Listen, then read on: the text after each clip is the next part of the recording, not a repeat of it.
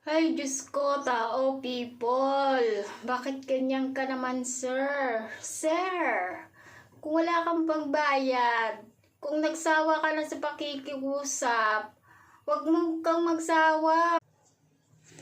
Ay, sir, sana naman, kung nahiya ka na naman na makipag-usap o humingi ng dispensa o pasensya o sa lahat ng alibay mo, huwag kang mahiyang magsawa sa kakapakiusap. Hanggat naiintindihan ka, o sige lang. 'Di ba? Lahat naman ng tao may utang, sir. Pero hindi natin dapat takasan yung mga ganyang bagay.